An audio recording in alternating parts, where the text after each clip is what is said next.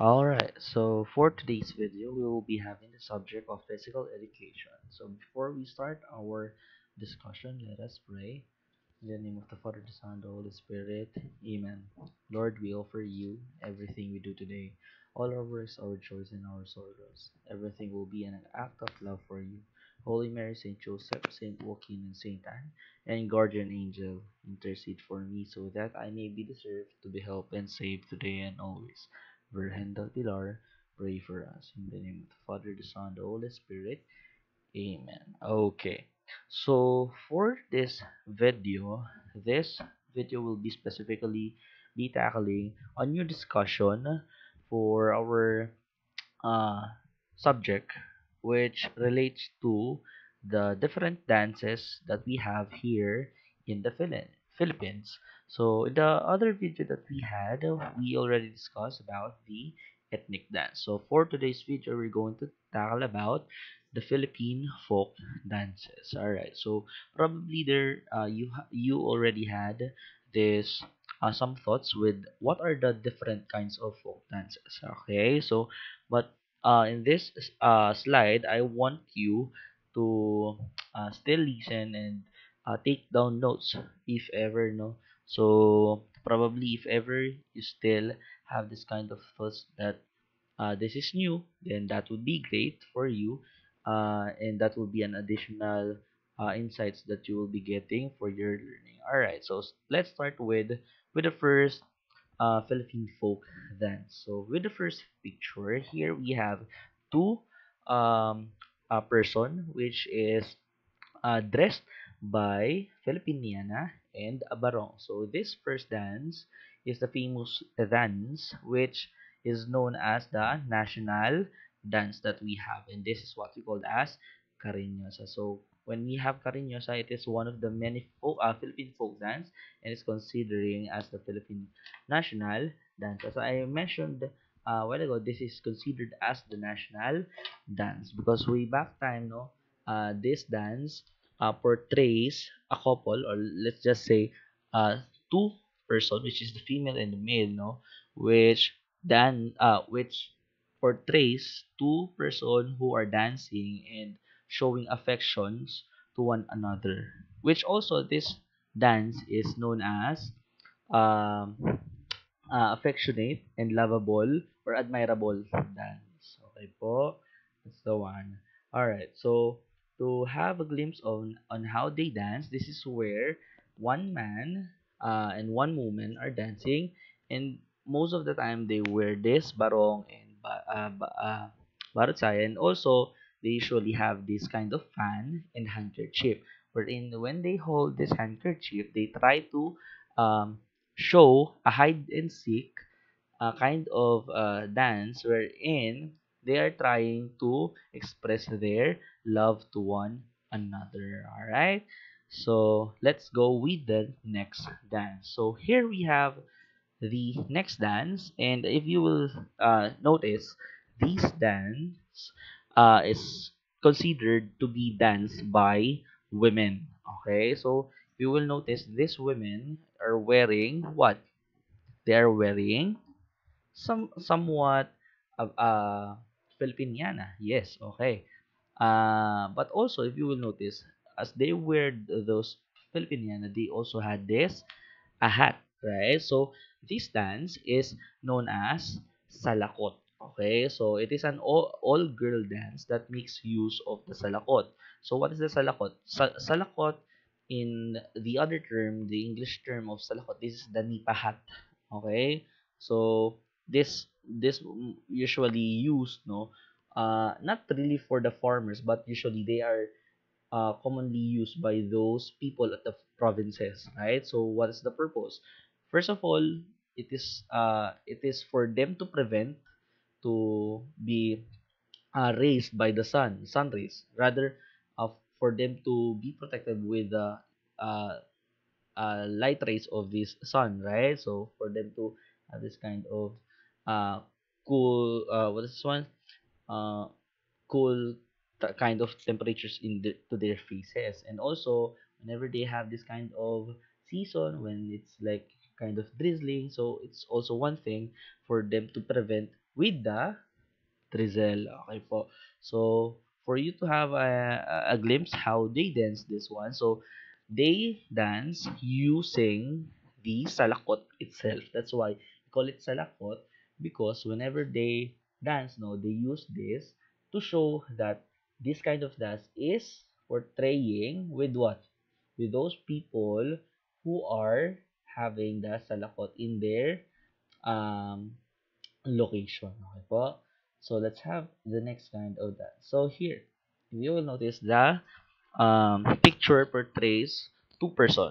Anyways, this kind of dance isn't always be danced by only two-person, but it is danced by a group, which in the group, uh, it composed of male and female. Okay, there are times it is danced by all female, all male, but most especially, uh, it is most likely danced by male and female. So we have, see, okay, you can see here, they are holding what? They are holding candle lights. Okay, so the candle lights are inside the jar like. Okay, so this is what we call as pandango sa ilaw. Okay, so this is the dance of lights where a dancer gracefully and skillfully balance three lighted tinghoy. Or when we say tinghoy, this is known as the lamps. Okay, so the lamps consist of the glass, and inside the glass there's a candle. Okay, so uh, we know that when we say lamp, it is most commonly seen in a casera. When we say casera, that is a lamp usually used by the earlier years, isn't it?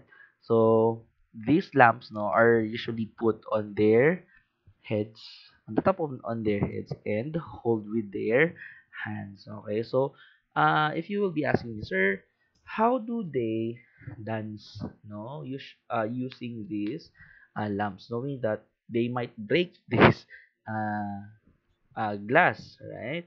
So just to inform you, no, they usually dance this one if they have big celebration as well, just like the other, but to point it out, they usually dance this one during the night, that at night time, okay, and most especially if they have fiesta. And this is said to have originated in Mindoro. Okay, so as they have this kind of lumps on their head and on their hands, no, the fireflies, okay, the fireflies being attracted with this uh light candles, okay, or the lamp candles, okay, which makes the surrounding much beautiful as they watch the performances with these people. But most usually, no, some of the people are telling that these panagos sa ilaw usually represented or characterized, no, to symbolize with the firefly as well. That's why this Panaga sa Ilaw, whenever they perform this one in an occasion or in a fiesta, no, they stimulate these fireflies, no, or the dust during the night time whenever they play. Okay, and with that, it makes the surrounding much beautiful. Okay, so how do they dance this one? So this is an example how do they dance it. So you will notice the lamps or the candle lamps are on the top of their heads, and most especially if they are dancing with the use of their hands, it's not hold by the usual way, but it is strapped in such way that the middle finger and the ring finger will be at the bottom of the glass, which in fact the pointer finger and the pinky finger will support the sides as you hold the glass itself. Okay, so it's a little bit complicated if you will see, but by the use of practice, isn't it? Whenever we dance, we need to have practice. So this kind of dance also meets the beauty, no, in such way that whenever they dance, they attract these fireflies, and that makes it special because seems like they have this kind of supernatural powers, no, it attracts the natural beauty of our surroundings. Okay, so let's go on. So with the next um dance, with the picture that I'm presenting, if you will notice, this is this is dance, no, by a group of performers, no, which um holds a thing. What is this thing? Do you know? So this thing is what we call as the sticks. If you will notice, these are the wooden sticks. So these sticks, these are not the arnis. Okay. Well, if you will notice, it seems like an arnis, but the thin one. Okay. So I'll be considering that if that will be your answer, no. But when we have this kind of dance, this is a stick wherein they use this stick for them to dance and to represent something. Okay, so if you are wondering what is this something, so this dance, let me present. So this dance is known as the sakuting. So it is a dance where the dancers jump over two sticks held together and engage in a monk fight. So what is this monk fight? So whenever we say monk fight, so this dance is originated with two kinds of religious, no, wherein they fight over with their religions. Anyways, that is just a little trivia, no. So this is how they dance it. Okay, as they dance it, they're not just simply waving the sticks, but they also smash the sticks on the ground, sometimes with the other person. And whenever they have this kind of two sticks, they smash it on the two sticks itself. Okay, that's the one. So it represents a battle of two two partition where are the monks, okay, and over the religions. Okay, that's the one that I'm telling. Okay, so that's the one. Okay. For the next kind of dance, we have this dance. Okay, so if you will notice, this dance is the most one of the most famous dance that I know that you know. Okay, and I guess it is usually presented not only in such fiesta but also in the presentation, even in television. It is televised, and most especially if there are talent competition, this is also performed. And knowing the fact that some of the people are wearing balsaya, no, uh, they also incorporate these props wherein they are dancing on the bench. So what do you think? This kind of folk dance. Okay, so you're right. So this folk dance is what we know as sayaw sa bangko. When we say bangko in English, bangko refers to a bench. Okay, so when we say sayaw, dance. Okay, so sayaw sa bangko is just simply as dance on a bench. So if you will just simply imagine, no, these bench are not just simply put on the ground, but it has this elevation with partition of two to three benches on the top. So a bench will be placed on a bench, wherein that bench will be on placed on the bench. Seems like three there's three levels. It seems like if you will imagine, no, if you are going to enter in an elevator, no, so there are first floor, second floor, third floor. So the bench that they are dancing, no, it's on the third floor. Okay, so that's the one. So what this folk dance just simply trying to show us or trying to depict, no. So let me read, no. The Philippine folk dance, sayaw sa bangko, or literally means, no, bench dance. Okay, a dance on a bench. Okay, it's also originated in Lingayen and Pangasinan of Pangapisan. Okay po? So kindly take note that whenever you saw presentation, whenever you were asked, no, where does this sayaw sa bangko originated? It originated on Pangasinan and Lingayen. Okay po? So what and one thing, if ever there will be a person who will be asking you, no, what does sayaw sa bangko tries to portray, or why do they dance on a bench, no, or does it have any meaning, no? So here I also included here, no, what does sayaw sa bangko tries to give us the meaning, no? So whenever you saw, this also depicts that whoever danced on the bangko, no, should have this kind of great skill in terms of dancing, wherein the goal is you or the dancer's goal is not to let the partner or to let his or her partner to fell or fall from the bench. Okay po? So, both of the dancers should incorporate their step wherein they should be synchronized and they should not fall on the bench. Of course, if you will notice, if that will be third floor, sometimes there are performances that the bench is not just only on the third floor. Sometimes it's fifth, sixth, seventh, something like that. So, if you will be a dancer, it also portrays that as you dance, you are the dancer which consists you have this kind of skill which other people doesn't have, no? So you should you are expected to be great dancers and have this great skills of dancing. Okay, and most especially in terms of balance, no, a bench is not just simply uh, a wide bench. Okay, so when we have this sayaw sa bangko, this is a narrow bench. Okay, so when we say narrow bench, it only have a few inches for you to step on. Okay, so that's a bench. And by the way, just to tell you, when we have the sayaw sa bangko, it is also performed, most especially if there are feast. Again, there are feasts. What is this feast? No, this is not the simply feast that they usually celebrate whenever they are celebrating feast of saint, not.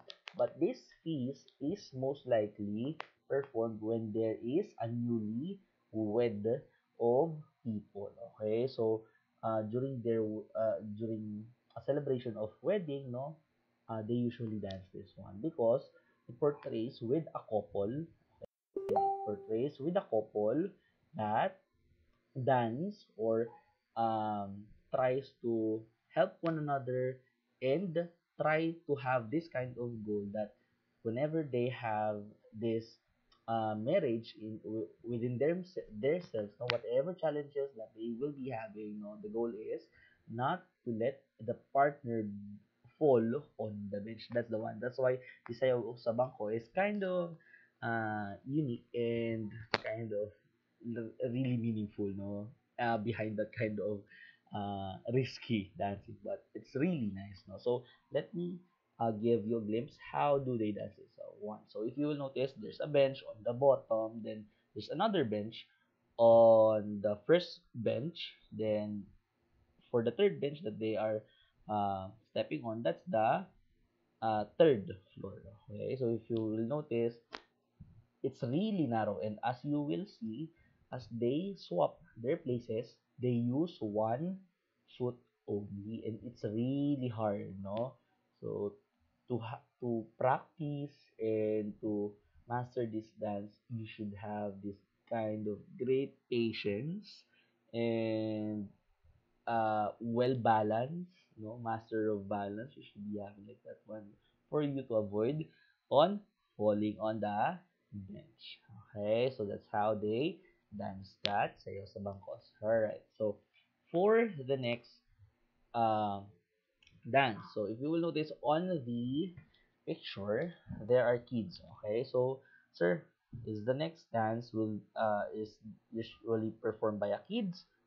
Maybe that will be your question, no? But to inform you, this is only my example, but this is what we call as maglalatik. So what does maglalatik uh, known for? So when we say maglalatik, it is also known as a dance for manlalatik, okay, or known as magbabao. So when we say bao, the bao is the coconut shell. Okay po, the coconut shell which they use, no, for them to dance. What is what's that coconut shell for? Are they swaying that around? It seems like just the same with the salakot. No. So these maglalatik or this bao that they use for maglalatik, it is uh, dance with the synchronization of the beat of the music, and as well as they tap the bao on the bao that they had on their selves. Okay, so let me read. So it is a folk dance from the Philippines performed by the male dancers. Sir, did we ever experience to have these performances by the women? Well, there are performances that it is performed by the women, but most especially, just to inform you, maybe there will be some people who will be doing this one, which they are female. So there are bao which are placed in some parts of your body, in front, also at the back, which the goal is to tap the bao, again the coconut shell that they had in their body, they had on their body rather, and they will be tapping using a bao that they have on their hands. Okay, so that's the one. So if you will notice, sir, is the bao or the coconut shells are full? No. So this coconut shell is halved. Okay po, this coconut shells are half, and of course you are not to tap that one with the use of the whole coconut. Okay, so that will be hard. Okay, so if you have this half coconut shell, you will be having the kind of handle which in fact you can hold it, right? It's really hard for you to hold the coconut shell if the coconut shell is full. Okay, so that's the one. And also, it is also known, no? It is also known as a mock bottle. Oh, what kind of mock battle? Is it just like kind of the sakuting? No. So when we have this maglalati, it is known as a mock battle or a war dance. Okay? It depicts a fight between Moros and Christians over the latik. When we say latik, what is the latik? A latik is what? It is a product from a coconut which they use in cooking. Okay po. So if you will notice, that is that this kind of dance shows or resembles with the war dance from two partition. What are those? The Moros and the Christians. So if you will notice, they are really fighting for just for the latik. Okay, that's the one. And also, whenever you dance this maglalatik, this is similarly with the sayaw sa bangko. Why? Because whenever you dance this maglalatik, you should have this kind of great skill, really, for you to impress, no? To impress those people who are going to watch you, because you're not just simply going to tap the other coconut shells that you have on your body with the other half of your coconut and just simply tap. No, it should be on beat, it should be synchronized, and all of the males should have the synchronization whenever one person will be tapping the uh, coconut shell on the knees, everyone will follow. Something like that. Okay, that's the one. And the name of that dance means latik maker. So maglalatik, when we say maglalatik, there is a person who is making the latik. So just like for example, let's just say uh, mag magtataho. Oh, what is magtataho? So it is a taho maker. Okay, so a person who makes the taho or selling the taho, isn't it? That's magtataho. So when we say maglalatik, it's a person who makes the latik. Okay po. Alright. So let me show you how a glimpse, no, how to perform the maglalatik. So if you will notice, they are tapping, and most especially, it is not only at the front but also at the back. Sometimes there's also at the side of their waist, and usually they are tapping that one from their body. And just take note, it's not only for their body, but also some of the people, let's just say person A, will be tapping the coconut shell of the will be tapping the coconut shell of the person B, something like that. So they will be tapping the coconut shell that they've had on their back. So if you will notice, there should be a synchronization, and there's one kind of pattern how they tap it. Should be left right left right left right left right, right right left left. Okay, so should be alternate. Okay po.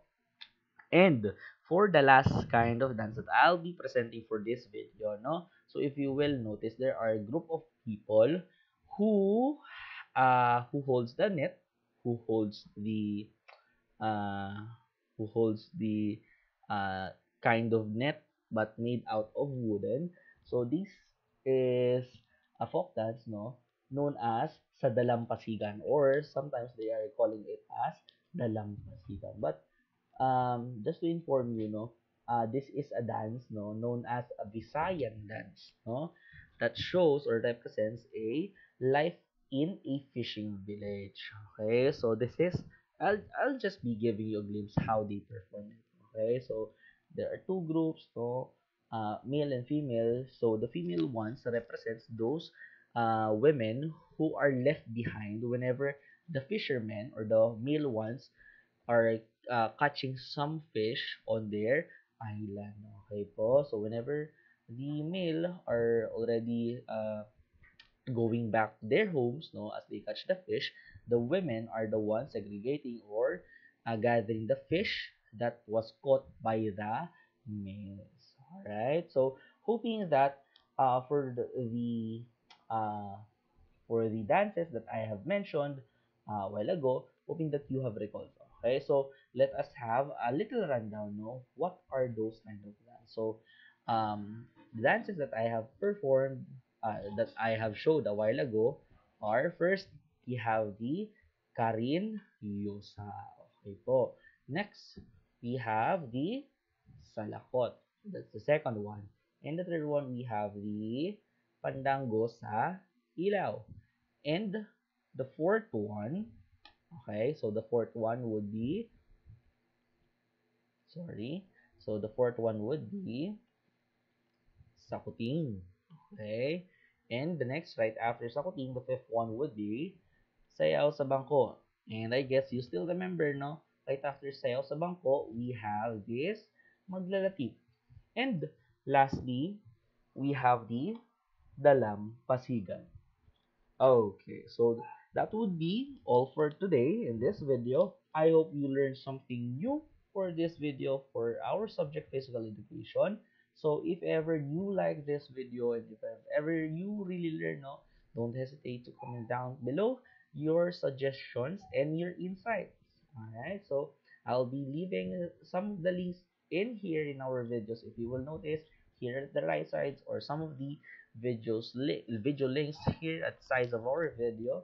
So if you like this video, don't forget to like the button, hit the subscribe button, and see you on the next video. Bye.